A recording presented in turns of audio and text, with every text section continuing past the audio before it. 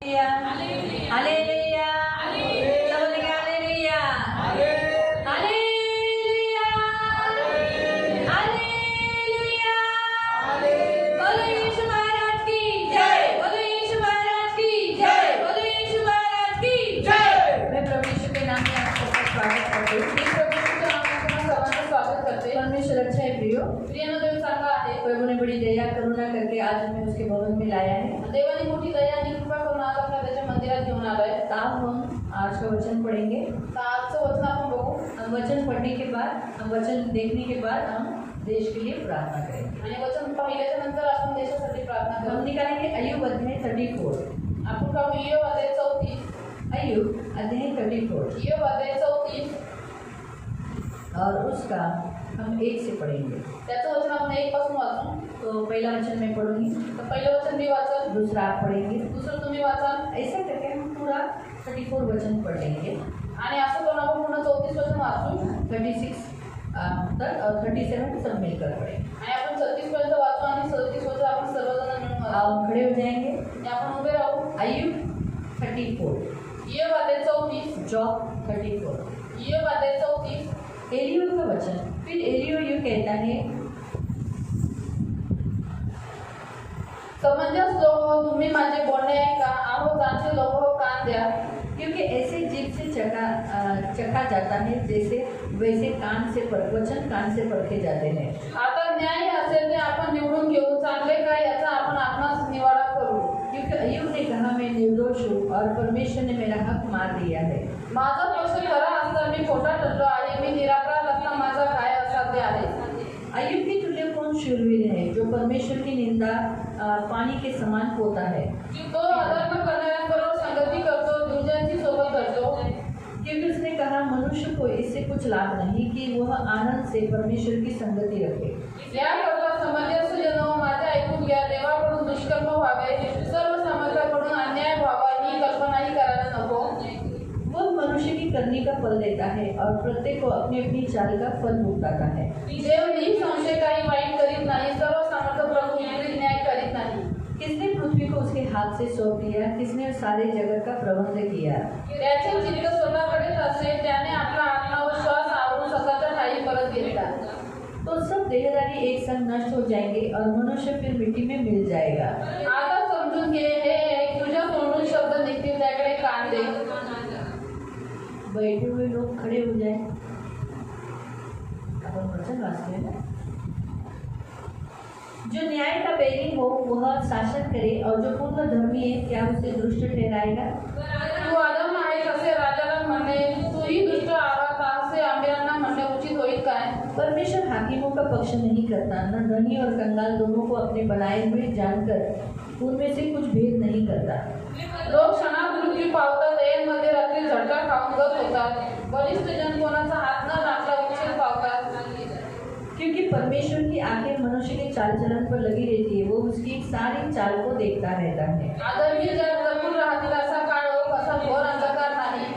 क्योंकि उसने मनुष्य को कोई समय नहीं ठहराया है कि वो परमेश्वर के सम्मुख अदालत में जाए।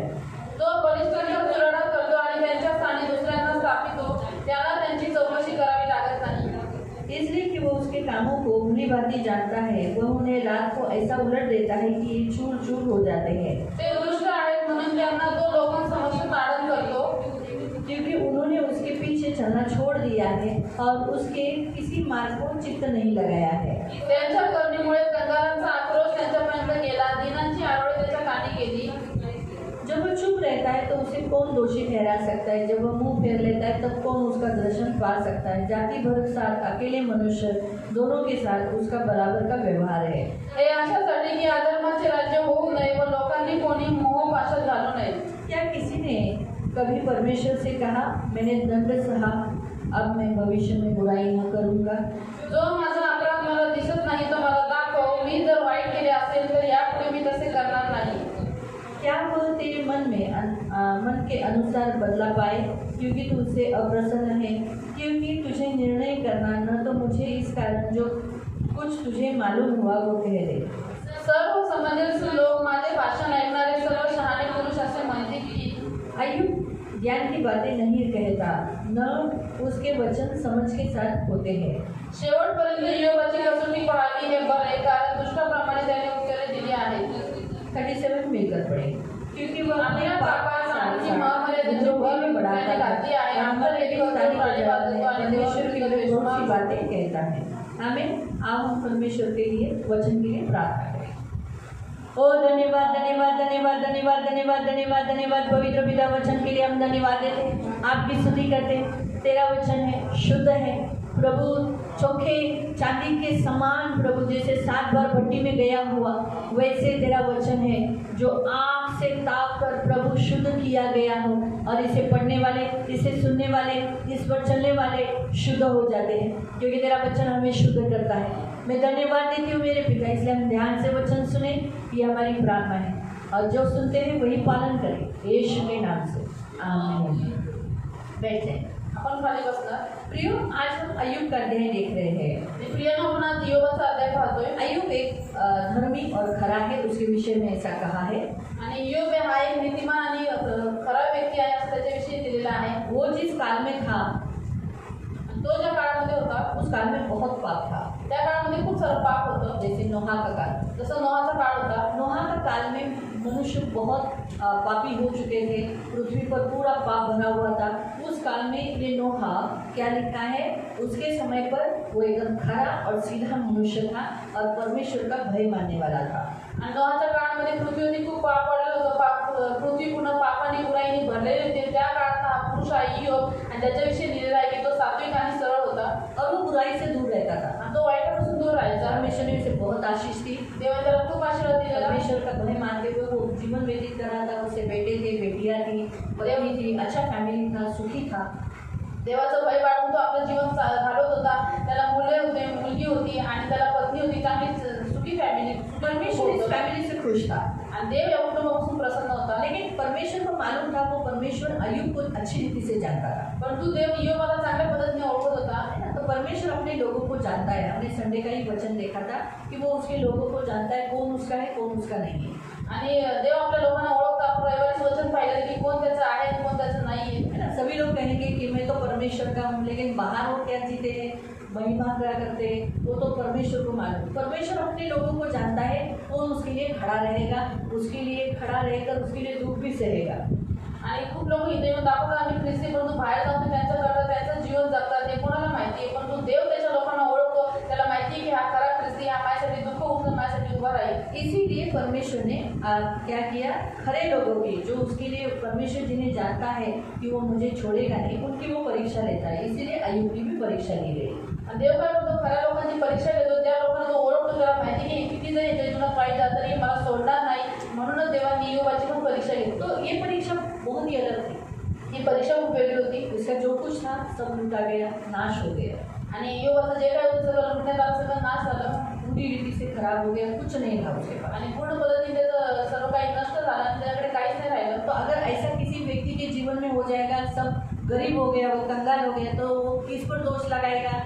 अरे मैं तो परमेश्वर का भय मानता हूँ, अरे मैं परमेश्वर के पीछे चलता हूँ, मैं परमेश्वर के पीछे चलकर परमेश्वर ने मेरे धन की रक्षा क्यों नहीं की, मेरे बच्चों की रक्षा क्यों नहीं की, मेरे लोगों की रक्षा क्यों नहीं की, मेरा घर भी सब कुछ खराब कर दिया, जमीन जायदाद मेरा पूरा खत्म हो गया। वे परमेश्वर का है, नहीं चाहिए ऐसा कुछ, बराबर है? क्योंकि बहुत बार ऐसा ही होता है। अभी देखो, उसका एक ही दिन में सब गया, बच्चे गए, धन दौलत गई, उपज गई, सब नष्ट हो गया। आणि योग लेकिन उसने ऐसा नहीं किया। उसने क्या कहा, परमेश्वर ने दिया, परमेश्वर ने दिया, परमेश्वर के नाम को महिमा हो, धन्यवाद हो। आणि योगाचं सर्व काही नष्ट झालं. एका दिवसामध्ये त्याचं सर्व काही गेलं, त्याची धन संपत्ती मुले सगळं काही गेलं, तरी सुद्धा त्यांनी देवावरती दोष नाही लावला. त्याच्यावर दुसरा मनुष्य असतात लोक म्हणतात की देव आमच्या संपत्तीचा रक्षक आहे, देवाने आम्हाला हे दिलं, त्यांनी रक्षा का नाही केली असं म्हणून देवाला नकारतात. परंतु अय्यूबाने असं नाही केलं. त्यांनी देवाला नकारलं नाही. तो देवासाठी स्टॅच्यू उभा राहिला आणि तो म्हणला की देवाने दिला, देवाने घेतलं, म्हणून त्याच्या नावाचा धन्यवाद असो. अक्सर लोग कैसे मालूम, जो परमेश्वर के पास आते, अगर नहीं मिला तो परमेश्वर को छोड़ देते हैं। आणि नेहमी काय होतं की लोक जे देवाकडे येतात त्यांना काही गोष्टी नाही भेटत, ते देवाला सोडून निघून जातात. ये मेरा अनुभव है। आणि हा माझा अनुभव आहे. इतने साल की सेवा में मैंने बहुत सारे लोगों को देखा है जो दिखाते हैं कि हम प्रभु को बहुत प्यार करते हैं, लेकिन उन्हें जो प्रभु से चाहिए होता है वो अगर नहीं मिला कुछ महीने या कभी कभी कुछ दिनों में या साल में, तो लोग प्रभु को छोड़ देते हैं।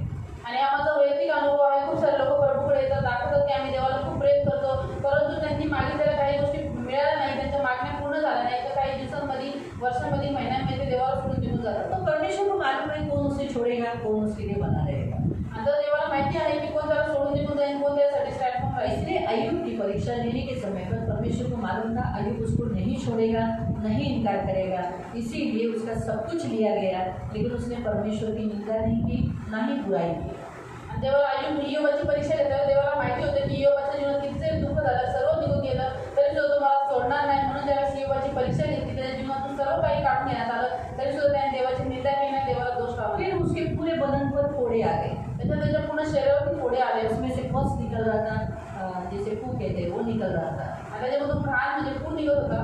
तो लेकिन फिर भी उसने परमेश्वर की निंदा नहीं की। आणि एवढं होऊन सुद्धा त्याने देवाची निंदा नाही केली. असं छोटे छोटे बुखार, खांसी ठीक नहीं हुआ या कुछ भी ऐसा कुछ ठीक नहीं हुआ, तो लोग बोलते काय आम्ही यीशुकडे आलो, यीशु के पास आए, प्रभु ने उनको ठीक नहीं किया, चंगा नहीं किया, आपको नहीं चाहिए, ऐसा बोलकर बहुत से लोग छोड़ देते। लेकिन ये सिर के बाल से लेकर पैर के नखून तक फोड़े फोड़े फोड़े फोड़े हो गए। घर के अंदर भी नहीं रह सकता था, घर के बाहर बैठा था क्योंकि पस निकल रहा था। और वो भी ऐसा नहीं ना एक दिन के लिए, 2 दिन के लिए, लगातार बहुत दिनों तक ये परीक्षा चालू थी उसकी। और हम देखते हैं कि उसने परमेश्वर की निंदा नहीं की। उसने क्या किया? उसने कहा कि परमेश्वर से सुख ले सकते हैं, तो क्या हम परमेश्वर के हाथ से दुख नहीं ले सकते? आणि खूप सारे लोक आहेत ते प्रभूकडे येतात, त्यांना सर्दी झाली, खोकला आला, तो जर लवकर ठीक नाही झालं, ते लोक देवावरती दोष लावतात, तर देवाची निंदा करतात. आपण बघतो की इयोबाच्या जीवनामध्ये एवढं दुःख झालं, एवढं होऊन सुद्धा त्याचं पूर्ण शरीर फोड्यांनी भरलं, आणि त्या फोड्यामधून जी घाण वाहत होती, त्यामुळे तो घरात पण राहू शकत नव्हता, तो बाहेर राहायचा. आणि एवढं सगळं होऊन सुद्धा तो देवाला म्हटला की आपण देवाकडून काय फक्त सुखच घेऊ शकतो, दुःख नाही घेऊ शकत. अशा पद्धतीने देवाविषयी काही वाईट बोलला नाही. तो इसीलिए उसने परमेश्वर की कोई निंदा नहीं की, वो परमेश्वर में बना रहा। और आखिर में उसके 3 मित्र उसके मिलने के लिए आए, उन्होंने भी उसे पापी समझा, दोष लगाया, लेकिन परमेश्वर ने उसकी परीक्षा को अंत किया और उसे 2 गुना आशीष दिया। क्यों? क्योंकि उसने परमेश्वर की निंदा नहीं की, इसलिए परमेश्वर ने उसे कितना आशीष दिया? 2 गुना। जो कुछ उसका लूट खत्म हो गया था, शैतान ने लूट लिया था, बच्चे, जमीन जायदाद, प्रॉपर्टी, सोना चांदी, सब 2 गुना दे दिया, उसका नाम ऊंचा किया।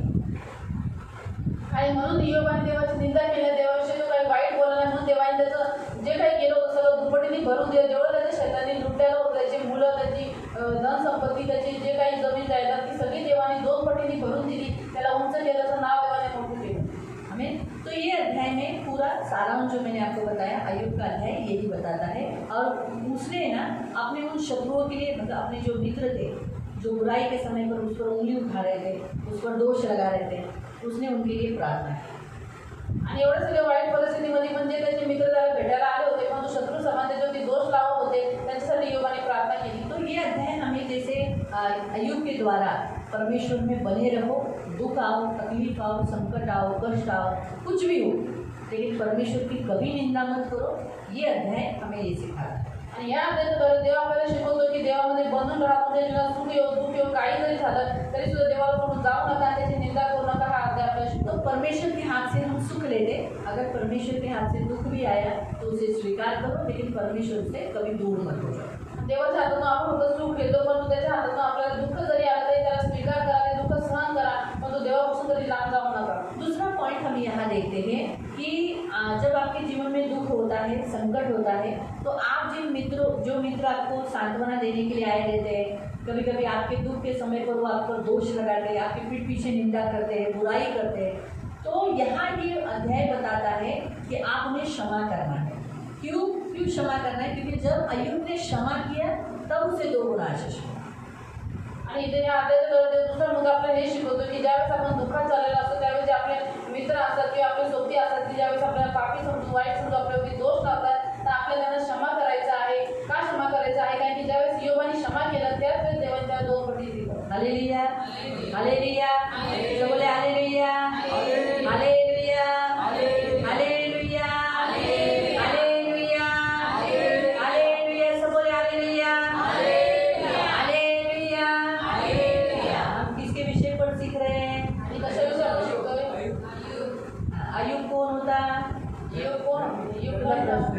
तुला आयुब सांगितलं, आता तू सांग आयुब कोण होता,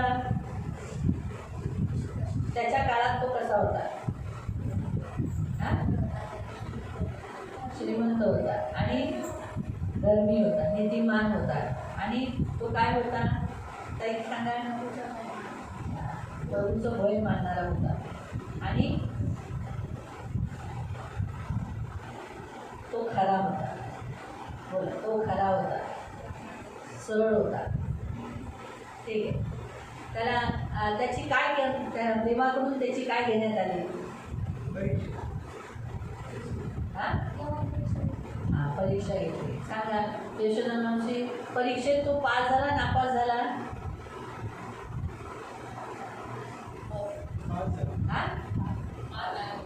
पास झाला. जोराने उत्तर द्या. बघा त्यांची उत्तर ऐकायला येतं. तुमचा आवाज भांडायच्या वेळेला एकमेकांना बोलताना बायांचा आवाज किती मोठा असतो. असं नाही असलं पाहिजे, आपला आवाज जोराने असला पाहिजे. ठीक आहे. तर पहिला पॉईंट काय शिकली रेश्मा? कि हमारे जीवन में अगर कोई आता है तो मैं भविष्य में लेना नहीं करना है। दूसरा पॉइंट इज सर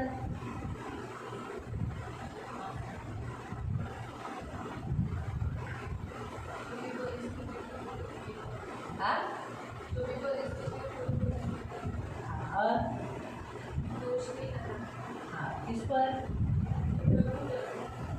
दूसरा पॉइंट ये है कि जब आपकी परीक्षा होती है, जब भी आपकी परीक्षा होती है, तब आपको ऐसे लोग मिलेंगे जो आपको उंगली उठाएंगे, आपको पापी ठहराएंगे, आपकी गलतियां निकालेंगे, आपको दोष लगाएंगे. आणि दुसरा मुद्दा हे आहे की ज्यावेळेस तुमची परीक्षा होत असते देवाकडून, त्यावेळेस तुम्हाला असे लोक जीवनामध्ये भेटतील जे तुमच्यावरती दोष लावतील, तुमच्यावरती बोट उचलतील आणि तुम्हालाच पापी ठरवतील. तो आपको उन्हें क्षमा करना है. तर तुम्हाला त्या लोकांना क्षमा करायची. आप जब तक क्षमा नहीं करोगे, जोपर्यंत तुम्ही त्यांना क्षमा नाही आपको करता, 2 गुना आशीष नहीं मिलेगा. तुम्हाला 2 पटीने आशीर्वाद नाही भेटणार. इसलिए हमेशा याद रखो. म्हणून नेहमी लक्षात ठेवा. क्षमा का मतलब क्या है? आजकल अभी देखो सब बोलते हैं भी माफ करो, माफ करो, माफ करो. ऐसा बोलने से माफ नहीं होता. आणि असं क्षमा केलं म्हटल्याने क्षमा नाही होत. माफ का मतलब है, क्षमा का मतलब है आप उस व्यक्ति ने जो भी आपके विरोध किया है उसे भूल जाना.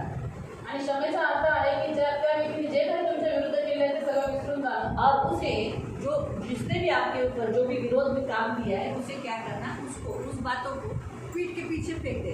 पीठ के पीछे आपकी पीठ आप देख सकते हो क्या? तो वैसे ही आप उनको उन्होंने जो किया वो देखना नहीं, जो कुछ किया.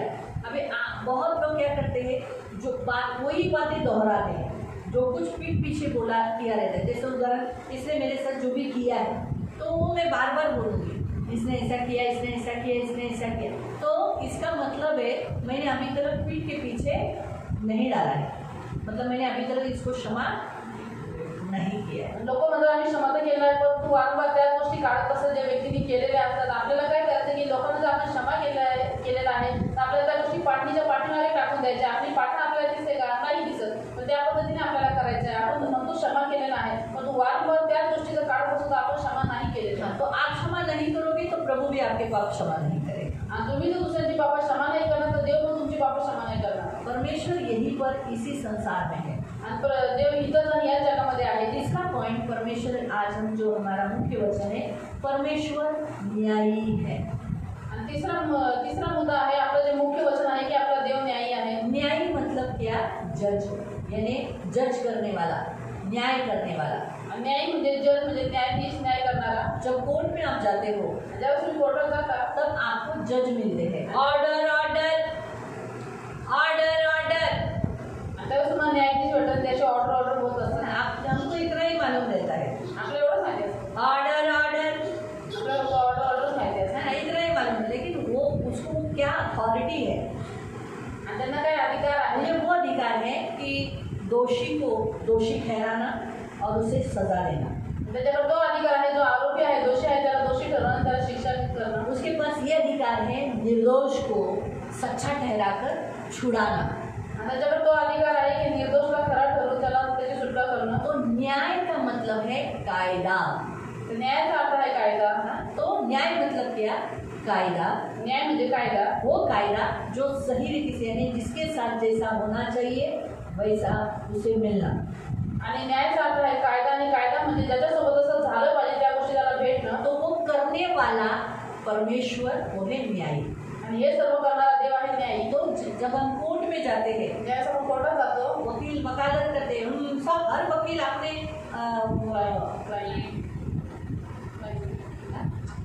क्लाइंट का अपने व्यक्ति का बाजू मांडता रहता है। आणि प्रत्येक वकील आपल्या क्लायंटची बाजू मांडतो। लेकिन न्यायी व्यक्ति क्या करता है, दोनों पक्षों को सुनकर उसका न्याय करता है। तर तो न्यायाधीश काय करतो, दोन्ही पक्ष ऐकून दोन्ही पार्टीचा ऐकून त्याचा न्याय करतो। तो इंसान कभी कभी न्याय में चूक जाता है, तर मनुष्य कधी कधी न्यायामध्ये चुकतो, और परमेश्वर कभी नहीं। परंतु देव कधीच न्याय चुकत नाही। परमेश्वर कभी भी न्याय में नहीं चूकता। देव कधीच न्यायामध्ये चुकत नाही। Hallelujah, hallelujah.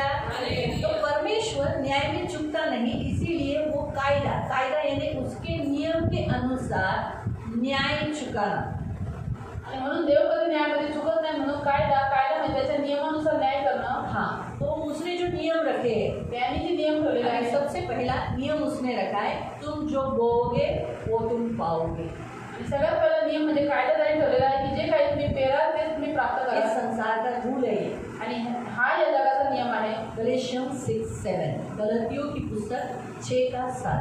आणि गलतीकरण पत्र अध्याय 6 त्याचं वचन 7, फसू नका, हाँ, फंसो मत, धोखा मत खाओ। देवाचा उपवास व्हावायचा नाही। परमेश्वर ठट्टों में उड़ाया नहीं जाता। तो अभी परमेश्वर ठट्टों में उड़ाया नहीं जाता, लेकिन आज इस संसार में बहुत से लोग परमेश्वर को ठट्टों में उड़ाते हैं। ठट्टों में मतलब कैसे उड़ाते हैं, परमेश्वर आत्मा है, बराबर है। आणि लोक देवाचा उपवास कसा करतात, त्याचे तर थट्टेमध्ये कसे उडतात, कारण की देव आत्मा आहे। अभी मैं आपको बताती हूँ। अभी सोचो, आप कितने अच्छे हो, आप कितने अपने आप में आईने में तो आपको देखा होगा, तुम्ही स्वतःला आरशात बघितलं असेल, देखा है कैसे हो आप? हाँ, सुंदर हो ना, सुंदर हो ना, आणि तुम्ही सुंदर आहात ना? सुंदर नहीं हो, छान दिसता ना तुम्ही। ओके, पुरुष हैंडसम, लेडीज ब्यूटीफुल। आणि छान दिसत स्त्री आणि पुरुष ऐसा मत कभी भी अपने आप को कलर के ऊपर आप कभी मत जाओ, वो तो परमेश्वर का दिया हुआ। ऐसा मत सोचो कि काले लोग सुंदर नहीं होते, ब्यूटीफुल नहीं होते। काले लोग तो गोरे से भी ब्यूटीफुल होते हैं। आणि कलरवरती जाऊ नका, कलर रंग देवाने दिलेला आहे, म्हणून प्रत्येक व्यक्ती त्याच्या पहिले सुंदर आहे।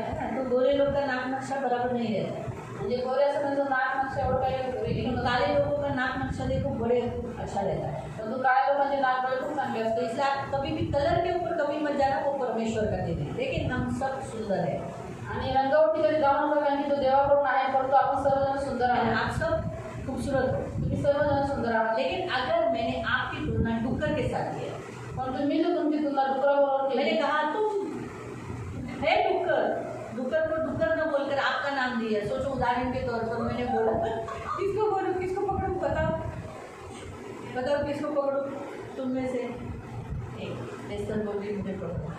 सोचो अभी अगर मैं उस डुकरी को बोलती हूँ एस्तर, तो एस्तर को कैसा लगेगा बताओ। अभी सांप आया है और मैं बोलती हूँ वामन, तो कैसा लगेगा आपको? बुरा लगेगा ना। हाँ, अभी अगर सोचो कुत्ता है और मैंने बोला वनीता, तो मुझे कैसा लगेगा? मैं बोलूँगी मैं क्या इसीलिए क्यों गया? सच है। तो हम डुकरी को एस्तर मैंने क्यों बोला? क्योंकि मुझे एस्तर का मजाक उड़ाना। मुझे कुत्ती को वनीता क्यों बोला? क्योंकि मुझे वनीता का इंसल्ट करना। तो वैसे ही आज इस संसार में बहुत से लोग अलग अलग रूप देकर कहते परमेश्वर, नाक को, रूपी को, बहुत सारे अलग अलग रूप को, और बोलते हैं तू मेरा परमेश्वर। तो परमेश्वर ठट्टों में उड़ाया नहीं गया, उसका मजाक नहीं हुआ। आणि आज जगातले खूप सारे लोक, जगातले सर्व लोक मोस्टली देवाची जी तुलना आहे ती मूर्तीबरोबर करतात। त्या मूर्त्या वेगवेगळ्या बनतात आणि त्यांना देव मानतात। अशा पद्धतीने देवाचा उपवास करतात, देवाची थट्टा करतात। परमेश्वर पवित्र परमेश्वर है, ये बॉडी उसका है, उसी को देना है। लेकिन ये बॉडी अगर व्यभिचार के लिए दे दिया तो परमेश्वर का मजाक नहीं हुआ। आणि आपला देव पवित्र देव आहे आणि त्या हे जे शरीर आहे ते त्याला पवित्र करून रिटर्न करायचं आहे. परंतु आपण ज्यावेळेस हे शरीर व्यभिचारासाठी देतो तर काय देवाची थट्टा नाही होत? मजाक हुआ ना? देवाची थट्टा होते ना. आपको समझ में आ रहा है? तो वहाँ ऐसा ही लिखा है कि परमेश्वर का मजाक नहीं उड़ा सकते. तो क्यों? क्योंकि आगे लिखा है, कारण माणूस जे काही पेरतो, इंसान इस पृथ्वी पर जो भी बोता है, बोना मतलब क्या? बोने का मतलब हम जो चलते हैं, हम जो करते हैं, उसका उदाहरण मैं आपको बताती हूँ. 11 वचन पढ़ो, अय्यूब का 11 आणि ईयोबाचं वचन 34 का 11. आणि 34चं 11वं वचन, तो मनुष्याला त्याच्या कर्माचे प्रतिफळ देतो. यानी मनुष्य जो कुछ, जैसे वो जन्म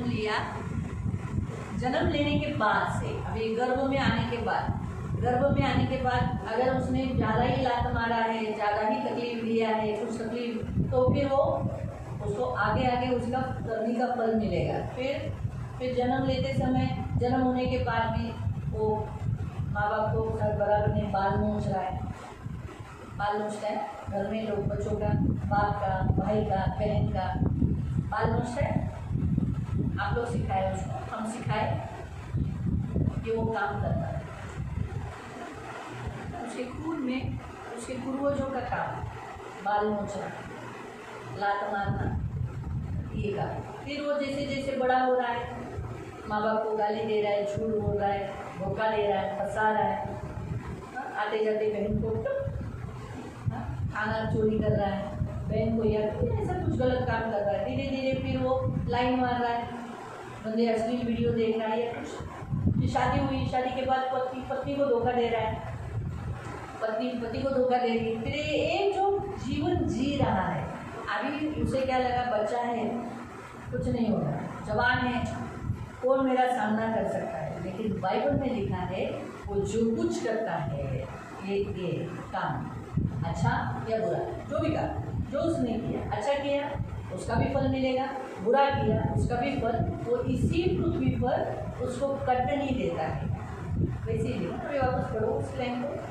तो मनुष्याला त्याच्या कर्माचे प्रतिफळ देतो. प्रत्येकाला त्याच्या आचाराप्रमाणे त्याच्या आचरणाप्रमाणे. तो इंसान हमेशा गलती नहीं करता है, अच्छा भी करता है, तो दोनों भी उसको फल मिलेगा. इसी तो फिर वो कभी मिलता है, लिखा है बाइबल में कि जो कुछ वो करता है उसके आने वाले यानी जवानी जाने के बाद. आणि मनुष्याला गोष्टीचं प्रतिफळ कधी भेटते, ज्यावेळी जे काही तो करतो त्याचं करून पण गेल्याच्या नंतर. तो उसका भी वचन आप पढ़ सकते हैं. अय्यूब निकाले, आणि ईयोब अध्याय काढून, अय्यूब अध्याय 13, ईयोब अध्याय 13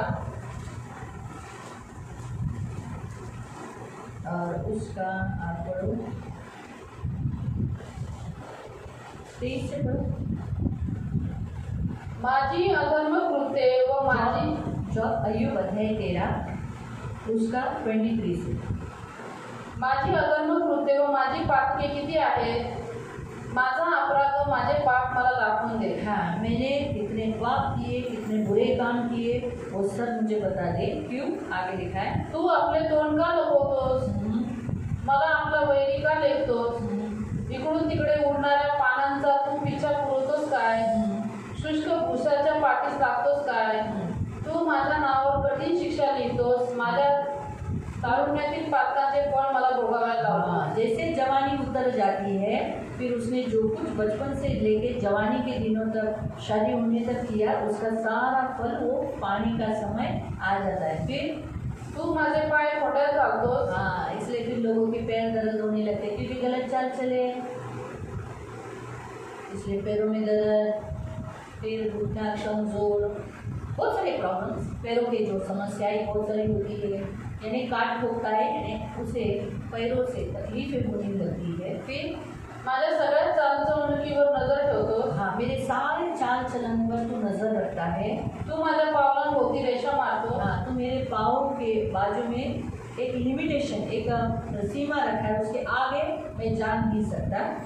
मी सडलेल्या वस्तूप्रमाणे, कसरीने खाल्लेल्या वस्त्राप्रमाणे जीर्ण झालो आहे. अंदर ही अंदर बॉडी में पेन, तकलीफ, दर्द, कष्ट, स्वस्थता अजीब सा महसूस हो रहा है. प्राण छूता भी नहीं, एक बार गया तो गया ना, मरते तो मन वो भी नहीं जाता।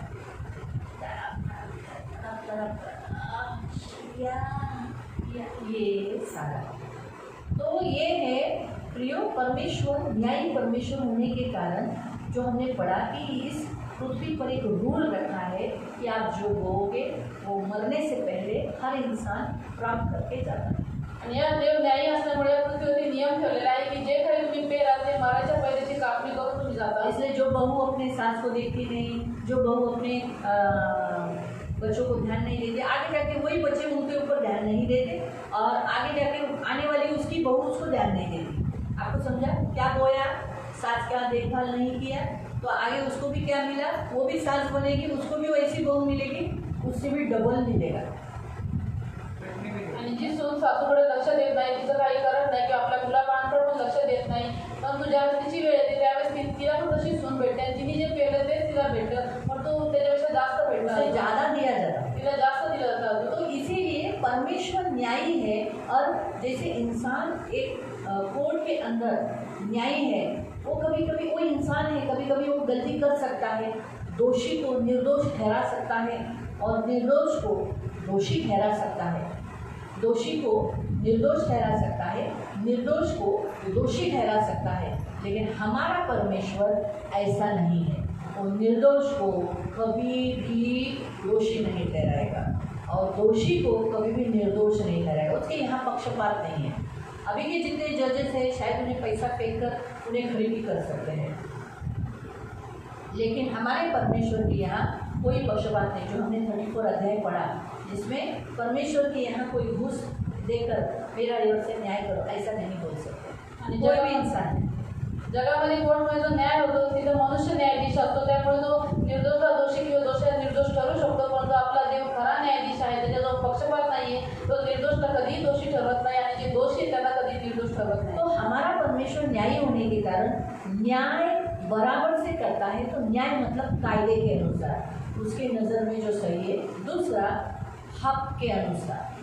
न्याय को क्या दर्शाया जाता है? पहला मैंने पॉइंट क्या बताया, न्याय मतलब कायदा।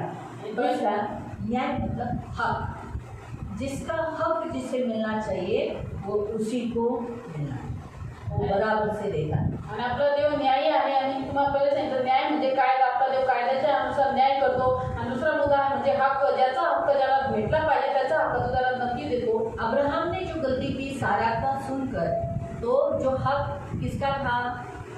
सारा का था, लेकिन वो लिया किसने? हाजिरा ने। इसीलिए परमेश्वर न्यायी है। परमेश्वर ने क्या किया? सारा को जो बांझ थी, बुढ़ापे में उसको बच्चा देकर क्या किया? उसे माता बनाकर उसे हाजिरा को उस वारसा हक से दूर कर दिया। आपको समझ में आया? तो जिसका हक कैसे देना चाहिए, अभी सारा लड़ी क्या उसके लिए, लेकिन परमेश्वर ने उसके लिए काम किया। तो आपको समझ में आया? तो परमेश्वर न्यायी है, वो सब कुछ देखता है।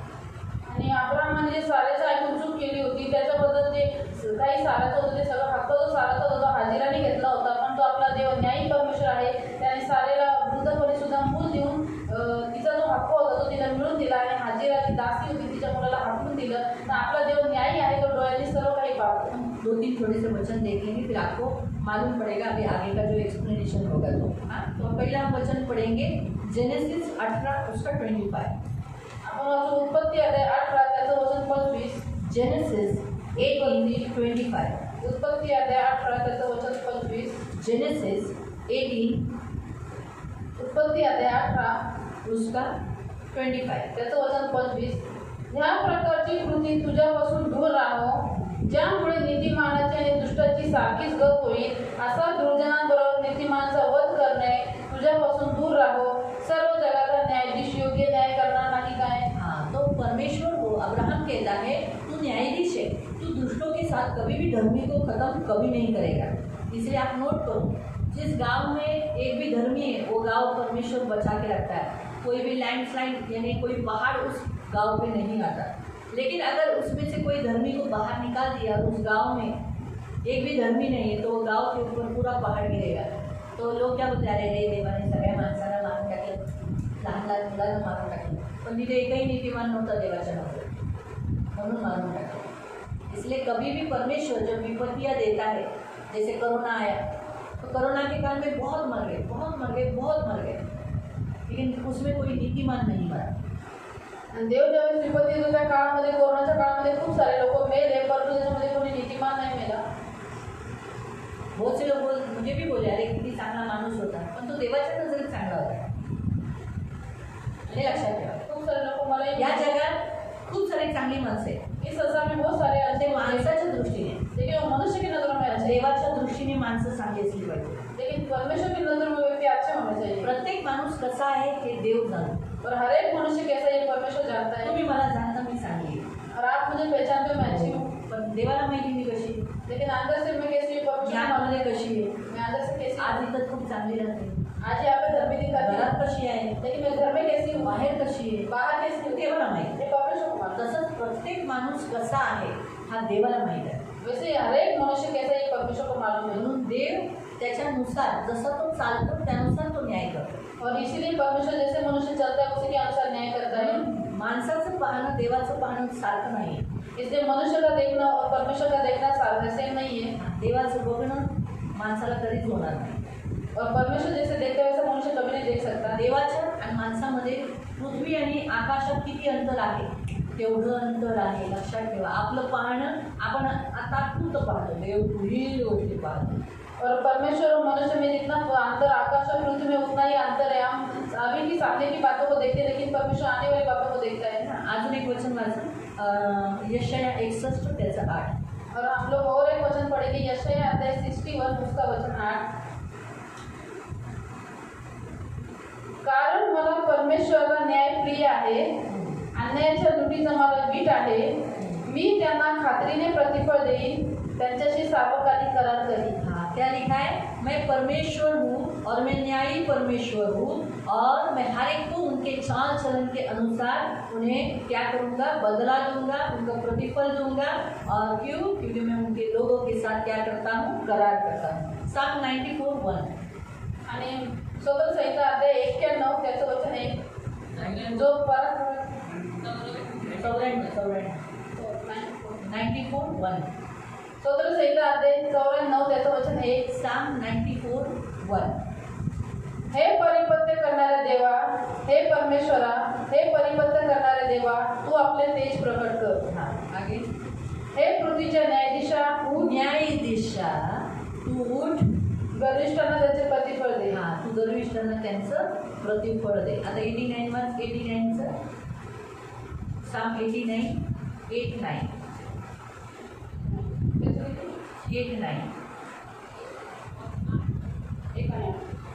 परमेश्वराच्या दयेविषयी मी नित्य गीत गाईन. नाही 8 आणि 9. हे सेनाधीश देवा,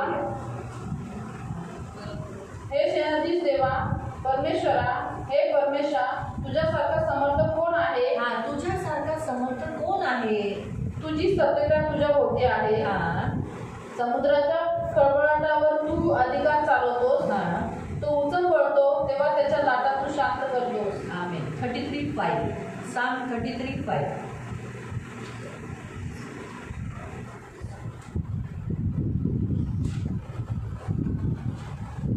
ज्याला नीती व न्याय ही प्रिय आहे, उसको न्याय और प्रीति प्यारा है. नीती व न्याय. न्याय उसको प्यारा है, ये धर्मी और न्याय प्यारा है. परमेश्वराच्या वात्सल्याने पृथ्वी भरली आहे. हाँ, वो हमारी हिंदी में लिखा है कि वो सारी पृथ्वी को देखता है और क्या करता है, उसे कोई बात छुपी नहीं है.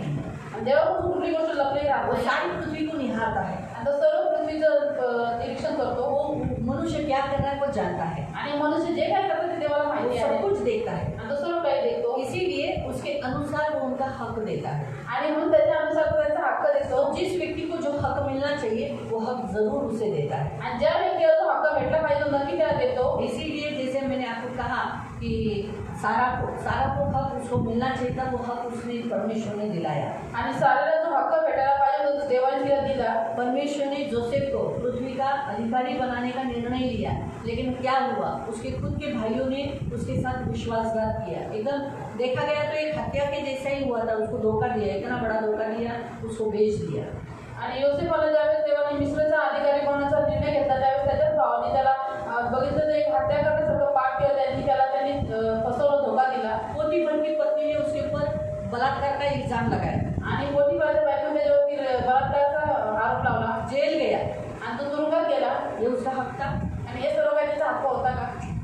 लेकिन परमेश्वर ने ये सब देखकर उसे उसमें से बाहर निकाला और उसे उसी देश का जिस देश में वो गुलाम जेल में गया था, उसी देश का उसने प्रधानमंत्री बना. परंतु देवाने हे सर्व काही पाहून त्याला बाहेर काढला आणि ज्या देशामध्ये तो गुलाम म्हणून जेलमध्ये गेला होता त्या देशात त्याला प्रधानमंत्री बनवला. तो परमेश्वर अन्याय सुधारने के लिए और कार्य करने के लिए क्या करता है? परमेश्वर काम करता है न्यायी बनकर इस संसार में. जिसका हक जिसको मिलना चाहिए वो हक देता है, इसीलिए वो न्यायी है. आणि देव वाईट गोष्टी झालेल्या सुधारण्यासाठी, अन्यायाचा बदला घेण्यासाठी जो ज्याचा हक्क ज्याला भेटला पाहिजे त्या तो देतो. म्हणून आपला देव न्यायी देव आहे. न्याय बंधन को दर्शाता है. आणि न्याय हा जे बंधनाला दर्शवतो. तो बंधक मतलब यानी जो भी व्यक्ति बंधक है यानी छुड़ाया जाना, जो नहीं किया गलती उसे छुड़ाया जाना ये ज़रूरी है. तो परमेश्वर ज़रूर उसको छुड़ाता है. आणि ज्या व्यक्तीने चूक केली नाही परंतु त्या आरोपाच्या खाली तो बंधक आहे, त्याला सोडवणं गरजेचं आहे. म्हणून देव न्याय करतो, तो न्याय करून त्याला सोडून देतो. जिसने गलती की वो बंधक है, उसे सज़ा मिलनी चाहिए. आणि ज्याने चूक केलेली आहे तो बंधक आहे, आरोपी आहे, त्याला शिक्षा भेटणं गरजेचं आहे. परमेश्वर वो क्या करता है? उसके कर्तव्य हर एक इंसान का मतलब परमेश्वर न्यायी है तो उसका कर्तव्य क्या है? संसार में जो पाप हो रहा है, गलत हो रहा है, उसका न्याय करना. और जो धर्मी है, जो सही रीति से चाल चल रहा है, उनका भी न्याय कर उन्हें छुड़ाना, उन्हें उद्धार देना, उन्हें समानता में लाना, ये काम करता है. आणि देव न्यायाधीश असल्यामुळे जगामध्ये जे काही पाप होतो, वाईट होतं, त्यांचा न्याय करणं आणि जो नीतिमान आहे, जो नीतीने चालतो त्याला पण सोडून त्याला पण तारण देणं हे देवाचं काम आहे. तो परमेश्वर अन्याय कभी सह नहीं सकता. तर देव कधीही अन्याय सहन करू शकत नाही. पृथ्वी पर जितना भी अन्याय होता है वो परमेश्वर उसके साथ कभी सपोर्ट नहीं करता. आणि पृथ्वीवरती जेवढाही अन्याय होतो देव कधी त्याशी सहमत होत नाही. रोमियो की पत्री येते हैं 2:11 में लिखा है परमेश्वर पक्षपात नहीं करता. रोमकारास पत्रात 2:11 लिहिलं आहे की देव पक्षपात करत नाही. और एक हम पढ़ेंगे दूसरा थेसलोनिका अध्याय 1:6-7. आणि आपण अजून एक वचन वाचतो, दुसरं थेसलोनिकांस पत्र अध्याय 1 त्याचं वचन 6 आणि 7. तुमच्यावर संकट आणणाऱ्या लोकांची परत संकटाने फेड करणे. हाँ, फिर से ध्यान से सुनना ये वचन. नहीं आप वचन ढूंढ रहे हो, ढूंढो. दूसरा थेसलोनिका, 2 थेसलोनिका चैप्टर 1 वर्स 6. 2 थेसलोनिका चैप्टर 1 वर्स 6. कोई आपको सताता है, तकलीफ देता है, तुम्हाला कोणी छोटा त्रास देते का? विश्वासी को मत पकड़ा. आणि विश्वासी लोकांना बघू नका याच्यावर. नहीं तो पर मैं आपको बताती हूँ कभी भी न्याय विश्वास है. 2 थेसलोनिका 1:6-7, 1:6-7. तो कभी भी है ना, अभी सोचो उदाहरण के तौर पर मेरा और मेघा का कुछ हो गया है. आता विचार करा, माझा आणि दिदीचं काहीतरी झालेलं आहे. हाँ, तो मैं कभी भी न्याय मांगते समय इसके ऊपर कड़क शिक्षा, मृत्यू नहीं मांग सकती. आणि मी कधी न्याय मागते त्यावरती कडक शिक्षा आणि मृत्यूदंड नाही मागू शकत. या उसका सत्यानाश हो, व्यक्तीचं सगळ्यांना या चर्च से निकल जाए, त्याच्यावर पण निघून जावे ऐसा नहीं बोल सकती. असं नाही बोलू हाँ, शकत. लेकिन मैं न्यायी परमेश्वर के पास प्रार्थना कर सकती हूँ कि प्रभु इसकी आंखें खोल. आणि मी न्याय देवाकडे प्रार्थना करू शकते की देवाचे डोळे उघड. ये जो मेरे से बुरा व्यवहार करती है इसे सत्य प्रकट कर. आणि ही जी माझ्याशी वाईट व्यवहार करते हिचा सत्य प्रकट कर. इसके अंदर मेरे लिए प्रेम दे. हिच्यामध्ये माझ्यासाठी प्रेम मेरे दे. अंदर भी उसके लिए प्रेम दे. माझ्यामध्ये पण त्यासाठी प्रेम दे. मेरे अंदर भी इसके लिए प्रेम दे. आणि माझ्यामध्ये पण त्यासाठी प्रेम दे. अक्सर हम क्या करते हैं, इसके अंदर मेरे लिए प्रेम दे. आणि नेहमी आपण प्रार्थना करू देवा या व्यक्तीमध्ये माझ्यासाठी प्रेम दे. मेरे अंदर प्रेम नहीं हो चलेगा, परंतु माझ्यामध्ये काही प्रेम नाही या व्यक्तीसाठी ते चालत. हाँ, लेकिन इसके अंदर मेरे लिए प्रेम होना. परंतु हिच्यामध्ये प्रेम असं गरजेचं आहे. ये प्रभु इसके अंदर मेरे लिए प्रेम दे. प्रभू हिच्यामध्ये माझ्यासाठी खूप प्रेम द्या. तो ये ऐसा नहीं करना. तो हम दोनों के लिए प्रेम मांगना है. तो क्या होगा, क्योंकि हमारा काम क्या है, आत्माओं को बचाना.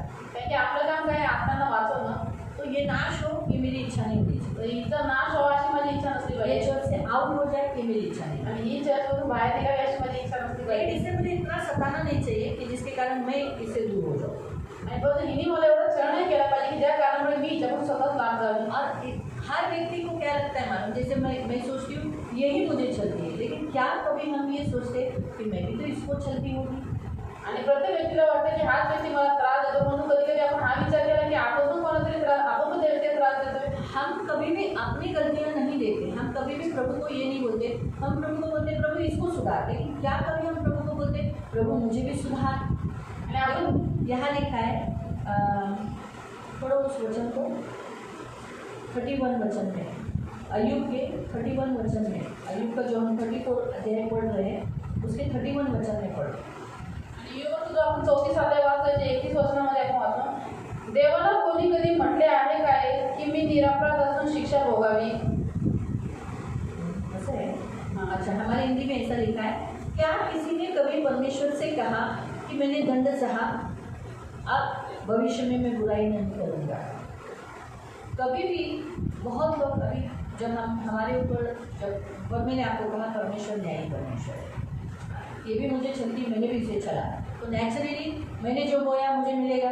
तो मुझे शरीर में हमने क्या पढ़ा था अय्यूब अध्याय 13 में, इस शरीर में क्या आएगा, तकलीफ, घर में तकलीफ, कष्ट, ये साइंस है, ये चिन्ह है कि मुझे ताड़ना दिया जा रहा है, मैंने जो बुरा बोया है उसका प्रतिफल मुझे मिल रहा है, मुझे सज़ा मिल रही है। आपको समझ में आ रहा है? तो वो बातें से हम क्या बोलते हैं, हम ऐसा बोलना चाहिए प्रभु मैंने जो गलत किया उसकी सज़ा मुझे तू दे रहा है, आगे से मैं बुरा नहीं करूँगा।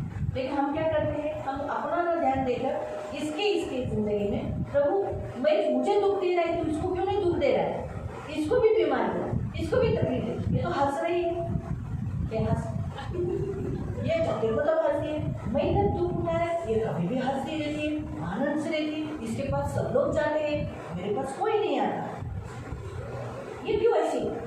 तो इसको भी दुख देना, इसको भी तकलीफ देना। लेकिन परमेश्वर किसको कब देना, ये परमेश्वर है। आणि कोणाला दुःख विपत्ती संकट देणे हे देवाच्या हातामध्ये आहे। हम इसका हंसी देखकर मैं इसको प्रभु को बोलना इसको दुख दे क्योंकि मैं दुखी हूँ, ये गलत है। आणि एखाद्याचं हसणं बघून आपण म्हणतो देवा त्याला पण दुःखी करताना मी स्वतः दुःखी, मी शिक्षा भोगतो, त्याला पण दे, असं करणं चुकीचं आहे ना। तो हमारे जीवन में जब दर्द आता है, दुख आता है, दर्द आता है, तो हमें ये बोलना चाहिए प्रभु मुझे माफ़ कर, मैं आगे से बुरा काम नहीं करूँगा। लेकिन अक्सर कोई ये नहीं कहता, अपने दुख में वैसे ही रहता है, लेकिन दूसरों की लाइफ को देखते ही रहेगा और उनको लाइफ को देखकर बोलेगा इनका कैसा अच्छा हो रहा है, मेरा क्यों नहीं। इधर ही प्रॉब्लम होगा। इसलिए मसीह लोगों ने एक दूसरे विश्वासियों के साथ न्याय मांगते समय परमेश्वर न्याय करेगा, लेकिन मौत सजा नहीं देगा। आणि म्हणून ख्रिस्ती लोकांनी एकमेकांशी न्याय मागतात, देव न्याय तर करेल परंतु मृत्यू ही शिक्षा नाही देणार, ये हमेशा याद रखो। हे नेहमी लक्षात ठेवा। तो प्रभु अगर मसीहों का न्याय करेगा तो शिक्षा ऐसी रीति से नहीं देगा जिसमें वो दर्द हो या मुझे दर्द हो। देव जर ख्रिस्ती लोकांचा न्याय करून देव अशा पद्धतीने शिक्षा नाही देणार, याच्यामध्ये त्या व्यक्तीला त्रास हो की आपल्याला त्रास हो। तो परमेश्वर न्यायी परमेश्वर है, वो मसीहों का भी न्याय करेगा, अविश्वासियों का भी न्याय करेगा। तो देव हा न्यायाधीश देव आहे, न्यायी देव आहे, म्हणून तो ख्रिस्ती लोकांचा पण न्याय करेल आणि अविश्वासांचा पण न्याय करेल। तो वहाँ ऐसा लिखा है दूसरा थिस्सलुनीका का 1:6 और 7 में, तुमच्यावर संकट आणणाऱ्या लोकांची परत संकटाने फेड करणे। हाँ, परमेश्वर ऐसा परमेश्वर है जिसने तुम्हारे जीवन में संकट लाया, दुख लाया, दर्द लाया, परमेश्वर उनको भी संकट देता है, उनको भी दुख देता है, उन्हें भी यातना देता है। तर आपला देव असा देव आहे की ज्यांनी तुमच्या जीवनामध्ये संकट आणि क्लेश आणले, दुःख आणले, त्यांची फेड पुन्हा तो संकट आणि क्लेशाने करतो। आगे, आणि संकट सोसणाऱ्या तुम्हाला, हाँ, आप जो दर्द उठा रहे हो, संकट में सह रहे हो, आमच्याबरोबर विश्रांती देणे, परमेश्वर को मसीह लोगों में, प्रभु के लोगों में शांति देना भी परमेश्वर को आता है। हे देवाच्या दृष्टीने न्याय आहे। मालूम हुआ? प्रभू येशू प्रकट होण्याच्या समय ते होईल, तो आपल्या सामर्थ्यवान दूतांसह स्वर्गातून अग्निज्वालेसहित प्रकट होईल। तेव्हा जे देवाला ओळखत नाही व आपल्या प्रभू येशू ख्रिस्ताची सुवार्ता मानत नाही त्यांचा तो सूड उठेल। हाँ, तो जिन्होंने यीशु को स्वीकार नहीं किया, जिन्होंने यीशु को ग्रहण नहीं किया, परमेश्वर उनका न्याय तो करेगा, वो अंतिम न्याय रहेगा। लेकिन अभी जो मसीहों को तकलीफ देते हैं, सताव करते हैं, उन्हें छलते हैं, उनका भी न्याय करता है। ये हमेशा याद रखो, मसीहों को छलने वाले, मसीहों को तकलीफ देने वाले आराम से नहीं जाएंगे। फिर से वही वचन 1:6, तुमच्यावर संकट आणणाऱ्या लोकांची परत संकटाने फेड करणे। हमारे मसीहों के ऊपर सताव लाने वालों, संकट लाने वालों को, उन्हें भी संकट का ही सामना करना पड़ेगा। और आणि संकट सोसणाऱ्या तुम्हाला आज जो मसीह लोग जो दुख उठा रहे, दर्द उठा रहे, यीशु के कारण, खुद के पापों के कारण नहीं। मैंने गाली दिया या मैंने चोरी किया बोलकर पुलिस मुझे पकड़कर लेकर गई और थप्पड़ मारी, तो उसमें यीशु की कोई गलती नहीं। वो मैंने जो बुरा किया उसका फल मुझे मिला। आपको समझा? तो उसमें हम यीशु को नहीं बुला सकते, न दोष लगा सकते। लेकिन मैं यीशु के पीछे चल रही बोलकर मुझे सताव आया और उस सताव के लिए मैं सह रही हूँ। फिर संकट सोसणाऱ्या तुम्हाला आमच्या बरोबर विश्रांती देणे, तो वहाँ पौलुस कहता है हमें तुम्हें विश्रांति मिलेगा, यानी अंदर शांति रहेगा। आपको समझा? लेकिन जो सता है उनको क्या तकलीफ है मालूम? उन्हें शांति नहीं रहेगा। वो शांति से सोएंगे नहीं, उन्हें नींद नहीं आएगी, उनका शरीर गलेगा, उनको तकलीफ होगी, उन्हें पीड़ा होगी। उन्हें आप ये याद रखो कि परमेश्वर मनुष्य को कैसा सजा देना है इस पृथ्वी पर वो बराबर से जानता है। आणि देवाला माहिती की मनुष्याला पृथ्वीवरती कशा पद्धतीने शिक्षा देणं ये याद रखो। हे लक्षात ठेवा। तो इसलिए बिना कोई दंड पाए डायरेक्ट मरेगा नहीं, आणि न शिक्षा घेता कोणी या पृथ्वीवरून जाणार नाही, ये हमेशा याद रखो। हे नेहमी लक्षात ठेवा। एक व्यक्ति जिसने बहुत सारे औरतों के ऊपर कभी कभी जानबूझ के भी न चाहते हुए भी स्त्रियों के बदन को उसने खुला किया, आखिर में वो मरते समय वो भी खुला ही रहा, नंगा रहा, उसके भी बदन पे कपड़े नहीं थे क्योंकि उसने औरतों के कपड़े उतारे। ये हमेशा याद रखो। तो जो इंसान रोता है वही उसे मिलता है, वो आसानी से नहीं मरा। जे काही मनुष्य पेटो जाते भेटो तो सहज पद्धतीने नाही मेला।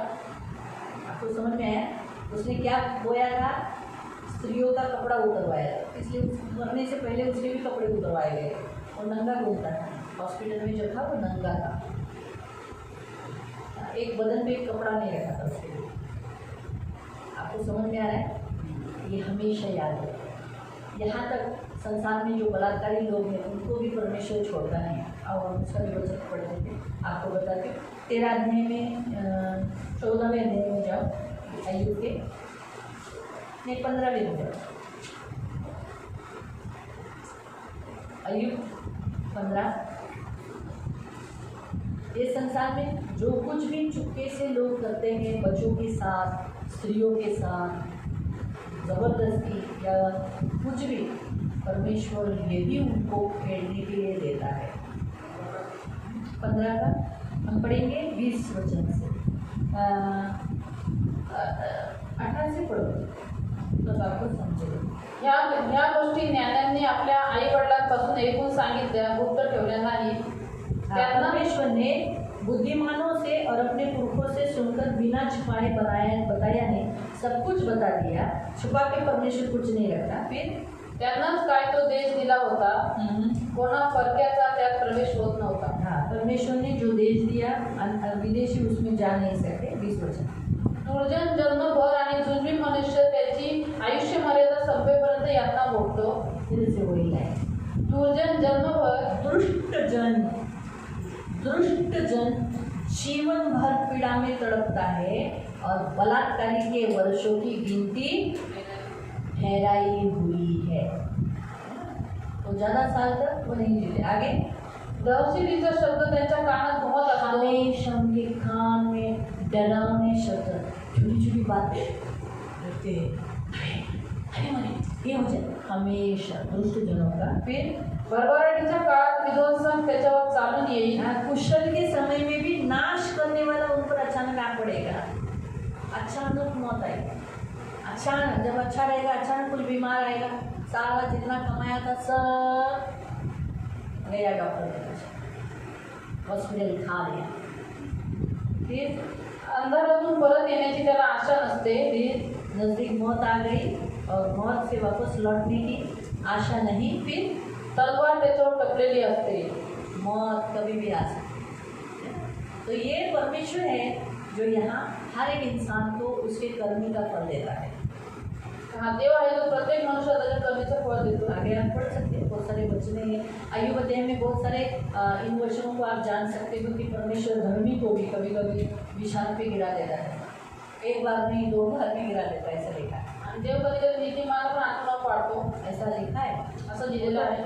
मध्यस्थी करने वाला बीच में पड़ जाता है, इसलिए वो वापस उसे खुद खड़ा कर देता है। आणि मध्यस्थी करणारा व्यक्ती मध्ये येतो म्हणून ते त्याला पुन्हा कभी कभी ऐसा भी लिखा है कि धर्मी सूख जाता है, खाना नहीं खाता, कुछ नहीं खाता, सूखने लगता है, ऐसा लगता है कि जान जाएगा, लेकिन अचानक लास्ट मोमेंट में परमेश्वर उसको वापस जीवन दे देता है। कधी कधी नीतिमान असं सुकायला लागतो, जेवण जातं, त्यांना वाटतं की आता ते जाणार आहेत, पण तो देव शेवटच्या क्षणात त्यांना जीवन देतो, त्यांना पुन्हा तरुताजा करतो. कभी कभी उनके धर्मियों के पास कभी कभी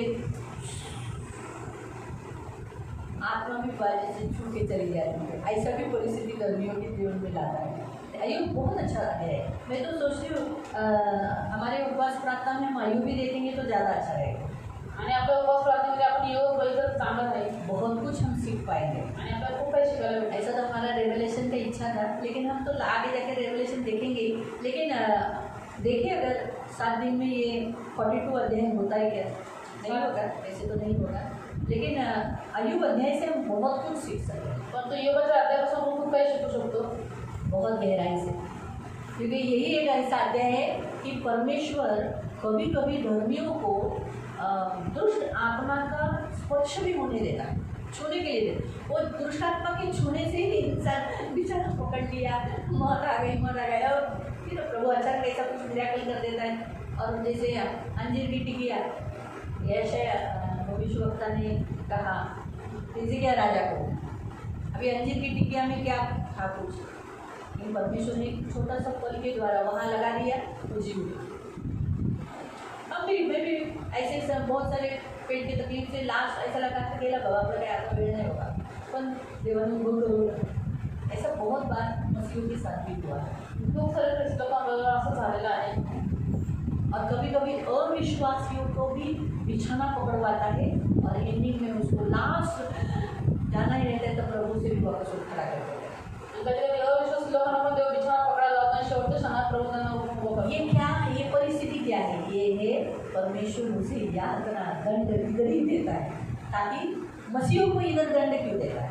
आणि ख्रिस्ती लोकांना इथं दंड का देतो देव? हमें मसीहों को, हम विश्वासी है, हमें भी दंड देता है, तो हमें दंड क्यों देता है? आणि आपण जे विश्वासी आहोत तर आपल्याला देव शिक्षा करतो, तर का करतो? ताकि हमें अंतिम दंड नहीं मिले। जो हमने पढ़ा ना, यीशु मसीह आएगा फिर खत्म करेगा सबको, दंड देगा, वो दंड हमको नहीं मिले, इसीलिए हमें पृथ्वी पे दंड है। आणि आपल्याला पृथ्वी शिक्षा यासाठी की ती नरकाची अनंत काळाची आगीची शिक्षा ती आपल्याला भेटू नये म्हणून.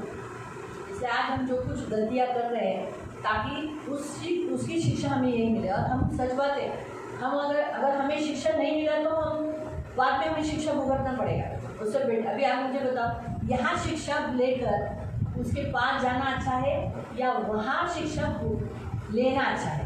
आम्हाला काय चांगलं पृथ्वीची शिक्षा घेऊन देवाजवळ जाणं चांगलं आहे की नरकामध्ये अनंत काळाची शिक्षा घेणं चांगलं आहे? हाँ, यहाँ जो शिक्षा, क्यों? क्योंकि प्रभु यहाँ शिक्षा जो देगा ना, उसमें मृत्यु नहीं, ये गारंटी।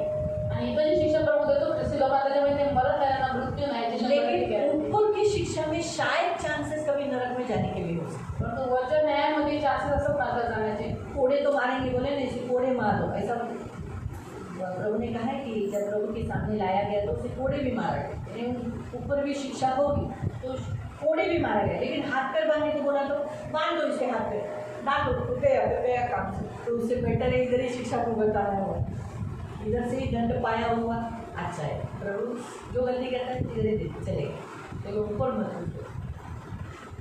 तो इसलिए प्रभु जिनसे प्रेम करता है उनकी ताड़ना करता है, आणि म्हणून देव त्यांच्यावर प्रेम करतो, त्यांना तो ताडना करतो, शिक्षा देतो. हमारा परमेश्वर न्यायी परमेश्वर है, आपला देव न्यायाधीश देव आहे ना, तो न्याय करता है। तो न्याय करतो. तो इसलिए प्रियो, उसके आँख से कुछ छुपा नहीं है, आणि त्याच्या डोळ्यांपासून काही लपलेलं नाहीये, सब कुछ देखता है। आणि तो सर्व काही पाहतो. तो संकट देने वाला कौन है, संकट देणारा कोण आहे, संकट सहने वाला कौन है, संकट सहन करणारा कोण ये आहे, सब परमेश्वर देखता है। आणि हे सर्व काही देव बघतो. इसलिए परमेश्वर से कुछ छुपा नहीं है। म्हणून देवापासून काही लपलेलं नाही. तो तीसरा पॉइंट जो परमेश्वर अय्यूब अध्याय से हमें ये सिखाता है तर तिसरा मुद्दा देव आपल्या योग अध्यायाद्वारे हे शिकवतो कि न्यायी परमेश्वर है, उसके हाथों में पड़ने से बेटर है उसके पैरों पर गिरकर माफी मांगना। आणि आपला देव न्यायाधीश देव आहे, म्हणून त्याच्या हातामध्ये पडण्यापेक्षा आपण त्याच्या पायावरती पडून त्याची शरण घेऊन त्याच्याकडून क्षमा मागणं चांगलं तो आहे. दंड आने के समय पर तर शिक्षा आल्यानंतर हम जो सह रहे उसमें तुरंत बोलना, प्रभु अब मैं भविष्य में कोई बुरा नहीं काम करूँगा, छोड़ दे मुझे, माफ कर दे। आणि ज्यावेळेस आपल्याला ते दंड शिक्षा येतो त्याच वेळेस आपण देवाला लगेच बोलायचं, देवा मी आता भविष्यामध्ये काही वाईट काम करणार नाही, मला क्षमा कर, मला सोडून दे, मुझे माफ कर दे, मला माफ कर, मुझे क्षमा कर। मला क्षमा लेकिन कर। आगे से तुझे मेरे जीवन में दिखाई नहीं देगा। पण तू इथून पुढं तुला माझ्या जीवनामध्ये काही वाईट कामं मैं दिसणार जो नाही। कुछ बोया है वो पा रहा हूँ, उसमें मैंने बहुत कुछ सीखा है। आणि मी जे काही पेरलेलं आहे त्याची जी मी कापणी करतो, जे मी प्राप्त करतो, या गोष्टीमध्ये या पिरियडमध्ये मी खूप काही शिकलेलो मैं आहे। सीख गया हूँ कि मैं बुराई और भी करता रहूँगा तो और भी मुझे शिक्षा मिलती रहेगी। आणि हे मी शिकलेलो आहे देवा की मी जर अजून इथून पुढे वाईटच करत राहिलो तर मला त्या वाईटाची अजून शिक्षा भेटत मुझे जाईल। मदद कर, मला सहायता कर, आगे मैं कोई बुराई काम नहीं करूँ। इथून पुढे मी कुठलंही वाईट काम करणार बुराई नाही, का बदला बुराई न करूँ, वाईटाच्या बदल्यात वाईट करणार नाही, भलाई करूँ। पण तू चांगलपणा करेल। ये बातें हमें करना। या गोष्टी आपण करायच्या आहेत। तो प्रभु हमें ये बात यहाँ सिखाता है तीसरे पॉइंट में। तो परमेश्वर न्यायी है तो सिर्फ अन्य जातियों का न्याय नहीं करेगा, हमारा भी करेगा। तर देव हा तिसरा मुद्दा आपल्याला शिकवतो, तर देव न्यायी आहे, तो फक्त काही अन्य जातींचा न्याय नाही करणार, पण तो आपला पण करेल। तो 5वें वचन में, जैसे 34 के 5वें वचन में लिखा, अय्यूब कहता है मैं निर्दोष हूँ। तर जसं 34च्या 5व्या वचनामध्ये दिलेलं आहे की योग म्हणतो मी निर्दोष आहे, हाँ, परमेश्वर ने मेरा हक मार दिया। आणि देवाने माझा अन्याय केला आहे। कभी भी नहीं, तो याद ऐसा रखो, कभी परमेश्वर कभी भी किसी का हक नहीं मारता, आणि देव कधी कोणाचा हक्क मारत कभी नाही। भी नहीं। तो ये जो शब्द जो था अय्यूब का, वो रॉन्ग था आणि योगाचा हा जो शब्द होता तो चुकीचा होता परमेश्वर के प्रति, देवाच्या प्रती। है ना। परमेश्वर के सामने कोई भी निर्दोष नहीं। देवाच्या समोर कोणी निर्दोष नाहीये। अय्यूब को लगता था मैंने कोई गलती नहीं की, आणि योगाला वाटायचं मी काही चूक नाही केलेली। ऐसे ही आपको और मुझे भी लगता होगा मैंने ऐसे कोई गलत काम नहीं किया जिसके कारण मुझे सज़ा हो और मुझे मिले। हाँ, मुझे दिखाई देता है ये बहुत गलत काम कर रही है तो इसको मिले, लेकिन मैंने कोई गलत काम नहीं किया है। आणि प्रत्येक मनुष्य स्वतःच्या नजरेला निर्दोष असतो, त्याला वाटतं मी काही चुकीचं काम केलं नाही की देवाकडून मला शिक्षा भेटावी, पण तुझे दुसऱ्याचं जीवन बघतात की हा ही मोठी पापी आहे, हिला शिक्षा भेटावी पण तुम्हाला भेटू दे ना। तो मैं निरपराध हूँ, वो कहता है मैं निरपराध हूँ, तो जो घाव तूने मुझे दिए वो बेफिजूल है, नहीं होने चाहिए थे। आणि योग म्हणतो की मी निरपराध आहे, जे घाव तू मला दिलेले आहेत, घाय केलेले आहेत, ते असाध्य आहे, ते नाही व्हायला पाहिजे हाँ, वो होते। नहीं होना चाहिए। लेकिन याद रखो उन घावों में हमें भी कभी शिक्षा मिलती है। हमें जब कुछ भी यातना होती है तो हम किसी और को नहीं या परमेश्वर को नहीं, मैंने जो बोया है वही मुझे मिलेगा। आणि त्या घावामध्ये ज्यावेळेस आपल्याला काही शिक्षा भेटते, यातना होते, त्यावेळेस आपण दुसऱ्यांना दोष लावणे किंवा परमेश्वराला दोष लावणे, पण जे आपण पेरले त्याची शिक्षा आपल्याला सोचो, भेटते। मैंने अगर मेरे बच्चों को बचपन में सिखाया नहीं, बढ़ाया नहीं, उन्हें अनुशासन किया नहीं, तो मैं वो जो बच्चे बड़े होने के बाद मैं आशा नहीं रख सकती कि वो मुझे संभालेंगे। आणि लहानपणी मी जर मुलांना व्यवस्थित शिस्त नाही लावली, त्यांच्याकडे लक्ष नाही दिलं, त्यांना मी व्यवस्थित बघितलं नाही, त्यांची काळजी नाही घेतली, तर मोठं जायचं तर मी अपेक्षा नाही ठेवू शकत की ते मला सांभाळते, व्यवस्थित राहते। आपको समझ में आया? ये याद रखो, हे लक्षात ठेवा। तो ज़रूरी होता है। अभी बहुत से माँ बाप उनके बच्चे बड़े हो गए, आपको रोते हैं, वो लोग बोलते हैं हमारे बच्चे ऐसे करते हैं, हमारा बच्चा ऐसा करता है, हमारा बच्चा ऐसा किया, चर्च नहीं आ रहा है, ये नहीं कर रहा है, वो नहीं कर रहा है। तो गलती किसकी है? माँ बाप की। क्योंकि जब वो बच्चे छोटे थे तो उन्होंने चर्च नहीं लाया, उन्हें सिखाया नहीं, घर में फैमिली प्रेयर में बिठाया नहीं, उन्हें प्रभु का ज्ञान नहीं दिया। तो इसी कारण से बच्चे बेशिस्त होने अपनी मर्जी से बड़े हो गए, जब चाहे तब घर में आते। अभी आपके बच्चे 2 बजे रात को घर में आएंगे, चलेगा आपको? नहीं चलेगा। एक रूल है हमारे घर का, नहीं बाबा, शाम हो गया दरवाज़ा बंद, कोई बाहर नहीं, 6 के बाद, शाम के बाद, 7 के बाद, बराबर है। लेकिन यहाँ इनके बच्चे रात को छोटे छोटे हैं तो भी रात को 12 बजे 1 बजे आएंगे और ये लोग कुछ भी नहीं बोलते। तो बड़े होने के बाद फिर क्या करेंगे? रात के 2 बजे ही आएंगे ना। तो फिर आप वो लोग जो दर्द उठा रहे हैं, क्योंकि उन्होंने जो बोया वो दर्द उठा रहे हैं। आणि ज्या आईवडिलांनी मुलांकडे लक्ष दिलं, त्यांना शिस्त लावली, त्यांना व्यवस्थित सांभाळणं नाही, आता मोठी झाल्यानंतर ते मुलं बिघडलेले आहेत, चर्चमध्ये येत नाही, 2-2 वाजता घरी येतात, पण तो ते आईवडील आता का दुःख होतात? कारण की त्यांनी ते पेरलेलं आहे, त्यामुळे ते उचलतात ना। कल एक औरत मुझे बता रही थी कि बाप बेटे में बहुत झगड़े हुए। तो मैं बोला नेचुरली होगा ही, क्योंकि बाप बच्चे के सामने बचपन में ही उसके सामने दारू पी के बड़ा हुआ, तो इसलिए बच्चा भी दारू पी रहा है। वो काम पे नहीं जाता इसलिए बच्चा भी बोलता है मैं भी नहीं काम पे जाऊँगा।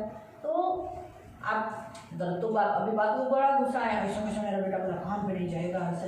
तो वो लड़का बोला आप कहाँ जा रहे हैं कि मुझे बोल दो। तो ये क्यों हुआ? बोले ये दर्द क्यों हुआ? क्योंकि जो बोया वो अभी काट रहे हैं, वो तो अभी और भी काटेंगे। मैं बोला प्रभु से प्रेयर करो, कठिनाई थोड़ी क्या हो जाए, कम करना चाहिए। ऐसे लिखा है अयुब के अध्याय में लिखा है कि हम प्रेयर करना चाहिए जब हम कोई दुख उठाते हैं, हमने जो किया है तो उसका जब दर्द हमें मिल रहा है या भुगताना हो रहा है, तो हम प्रेयर करना चाहिए, प्रभु तू दे रहा है, कर रहा है, मैंने किया इसलिए मिल रहा है, लेकिन थोड़ा कम कर देना, मेरे पापों को माफ़ कर दे, कम कर दे। तो प्रभु कठिनाई थोड़ी सी कम कर देता है। यानी कभी कभी बहुत साल होते हैं तो साल कम कर देगा। सोचो मैंने बचपन में और जवानी के दिनों में बहुत पाप किए हैं, तो मुझे भी बहुत सारा दर्द से जाना पड़ेगा। तो कुछ बहुत सोचो मैंने 20 साल रखे हैं परमेश्वर ने दुख उठाने की, लेकिन प्रभु में प्रेयर करने से शायद कम कर देगा, 15-10 कर देगा, आयु कम कर देगा, मतलब वो पीड़ा का दर्द कम करेगा। लेकिन पीड़ा तो सहना ही पड़ेगा, पूरी रीति से बंद नहीं करेगा, नहीं तो इंसान बनेगा कैसे? उसको कभी मालूम पड़ेगा कि उसने जो गलती किया है, माफ़ी कैसे मांगेगा, है ना? आपको समझ में आ रहा है? तो यहाँ इसका मतलब वही है। आणि जर काय आपण चूक केली असेल त्याची शिक्षा आपण भोगत असतो तर देवाकडे क्षमा मागायची, नम्र बनायचे, त्याच्यापुढे देवाला म्हणायचे की देवा मी चूक केली, मला माफ कर आणि माझी शिक्षा कमी करता। अशा पद्धतीने देव शिक्षा कमी करतो, पूर्णपणे बंद करत नाही। तो यासाठी करत नाही कारण की आपण बनावं घडावं, आपल्या चुकीची आपल्याला जाणीव व्हावी आणि आपण पुन्हा त्या चुका करू नये। तो कभी भी आप अपने आप को निर्दोष नहीं कहना आज के बाद। तर आजपासून तुम्ही काही स्वतःला निर्दोष म्हणू नका। कभी भी मैं हमेशा इसने ऐसा नहीं बोलना चाहिए दीदी रॉन्ग है, हमेशा मुझे ही दबाती है, ये नहीं कहने पाए, ये कभी भी ऐसा नहीं कहने पाए। जब इस पर भारी दबाव आया तो इसने अपने लाइफ को चेक करना है, मुझे नहीं, क्योंकि प्रभु इस्तेमाल करेगा इसको बनाने के लिए शायद मुझे ही। आणि हिने कधी म्हणू नये की दीदी मला तापतात, मलाच असे करतात, मलाच ओरडतात, असं नाही असं बोलू नये। समजा त्यांच्याकडून माझ्यावरती दबाव आला किंवा काहीतरी आला, प्रेशर आला, तरी सुद्धा मी त्यांना दोष लावू नये, पण स्वतःचं जीवन चेक करायचे, स्वतःला सुधरवायचे का, कारण की मला बनवण्यासाठी देव त्यांचा वापर करतो। मसीह लोग जब मसीह देखो एक मसीह को चेंज करने के लिए या उसे दंड से गुजारने के लिए दूसरे मसीह का इस्तेमाल किया जाता है, आणि एका ख्रिस्तीला बदलण्यासाठी किंवा त्याला शिक्षा देण्यासाठी दुसऱ्या ख्रिस्तीचा वापर केला जातो। लेकिन अगर अविश्वासियों का और से अगर हमारे ऊपर दंड का आज्ञा निकला तो बहुत दर्द से गुजरना पड़ेगा। इसलिए बेटर है विश्वासी से द्वारा हमें जो सताव और दर्द गुजरना पड़ रहा है वो अच्छा है, एटलीस्ट वो उसमें खून नहीं निकलता, सिर्फ मानसिक यातना उसमें से गुजरना पड़ता है। लेकिन बाहर एक अविश्वासी से अगर हमें दबाव आया, प्रेशर आया, तो ज़्यादा ही कुछ हानि हो सकती है। आणि विश्वासी लोकांच्या द्वारे आपल्या समजा सताव आला किंवा काही वाईट झालं तर त्याच्यामध्ये खूप नुकसान होऊ शकतं, मरण्याचे चान्सेस असतात, रक्त निघतं। परंतु विश्वासीच्या द्वारे जर का आपल्याला सताव येतो तर त्याच्यामध्ये काही आपली जीवित हानी होत नाही, फक्त आपल्याला मानसिक टेन्शन होतं, म्हणजे मनामध्ये खूप यातना भेटतात। तो परमेश्वर न्यायी है, ये अय्यूब का अध्याय हमें तीसरा पॉइंट सिखाता है। तर योगाच्या अध्यायाच्या द्वारे देव आपल्याला तिसरा मुद्दा शिकवतो की देव न्यायी आहे। बिना कुछ पाए इस पृथ्वी से इंसान कभी नहीं जाता, आणि बिना काही पेरलेलं न प्राप्त करता या पृथ्वीवरतून मनुष्य कधी जात नाही। आपने भला बोया है, आपको भला ही मिलेगा, इधर ही मिलेगा। आणि तुम्ही जर चांगुलपणा पेरलेला आहे तर तुम्हाला चांगुलपणा भेटेल, तो इथेच आपने भेटेल। अपने बच्चों के लिए जो कुछ किया है वो बच्चों से आपको आगे मिलेगा ही प्रतिफल, आणि तुम्ही तुमच्या मुलांसाठी जे काही केलेलं आहे त्या मुलांकडून तुम्हाला नक्की प्रतिफळ भेटेल, जरूर, नक्की भेटेल, ये याद रखो। हे लक्षात ठेवा। मालूम आपने आपके बहू सास का आदर मान के बहू सास का सेवा किया है तो याद रखो आपकी भी बहू आपकी सेवा करेगी। आणि तुम्ही जर तुमच्या सासूची सेवा केलेली आहे, त्यांचा आदरमान केला आहे, तर तुमची मग सून तुमची सेवा करेल, होगा ही, क्योंकि आपने बोया है ना, आणि होईलच कारण की तुम्ही पेरलेला आहे। भलाई बोया है भलाई मिलेगा, तुम्ही चांगुलपणा पेरले चांगुलपणा धन भेटेल, बोया है धन मिलेगा, धन पेरले धन भेटेल, भलाई बोया है भलाई मिलेगा, चांगुलपणा पेरलाय तो चांगला, दया बोया है दया मिलेगी, दया तुम्ही पेरले तुमचं दया होईल, क्षमा बोया है क्षमा मिलेगी। तुम्ही क्षमा पेरले क्षमा भेटेल बोना तुम्हाला। है, क्षमा बोना है, आप क्षमा बोना है तो आपको भी, आप भी तो गलतियां करते हैं तो आपको भी क्षमा मिलेगी। आणि तुम्ही क्षमा पेरायची आहे, तुम्ही पण चुका करता, तुम्हाला पण देवाकडून क्षमा भेटेल, लोकांकडून पण आणि लोकांकडून पण क्षमा भेटेल। परमेश्वर तो क्षमालु है, वो तो क्षमा के ही खान है, लेकिन लोगों से भी तो मिलनी चाहिए। अगर सोचो मैं इसका पाप क्षमा नहीं करती, इसका पाप क्षमा नहीं करती, इसका भी क्षमा नहीं करती, तो जब मैं गलती करूंगी तो मेरे पाप लोग ये क्षमा करेंगे? इनको मैंने नहीं किया, ये मुझे नहीं करेंगे। आणि म्हणून आपण क्षमा पेरली पाहिजे। ठीक है, मैंने इनके साथ नहीं किया तो इनसे मुझे नहीं पाने की आशा, इन्होंने मेरे विरुद्ध, मैंने इनको माफ नहीं किया, लेकिन मैं इनको तकलीफ दे रही हूँ, तो इनसे मुझे क्षमा मिलेगी क्या? क्षमा बोया क्षमा मिलेगा। आणि क्षमाचा आपण पेरली तर आपल्याला क्षमा भेटेल. अच्छा बोए अच्छा मिलेगा. चांगलं पेरलं चांगलं भेटेल. तो ये काम सिर्फ बुराई का ही नहीं, परमेश्वर न्यायी है. तो मैंने आपको पहले ही कहा कायदे के अनुसार बुरा तो बुरा का प्रतिफल देगा, अच्छा है तो अच्छा का प्रतिफल देगा. आणि आपला देव न्यायी आहे. कायद्याच्या अनुसार जर चांगलं केलं तर चांगलं प्रतिफल देईन, वाईट केलं तर वाईटचं प्रतिफल देईन. तो हमारा परमेश्वर यही है. तो आयु अध्याय हमें न्यायी दर्शाता है. तर आपला देव इथंच आहे आणि आयु अध्याय आपल्याला दर्शवतो की आपला देव न्यायी आहे. तो आओ हम न्यायी परमेश्वर से प्रार्थना करें. तर या आपण न्यायी देवाकडे प्रार्थना करू. क्या प्रार्थना करेंगे? काय प्रार्थना करणार?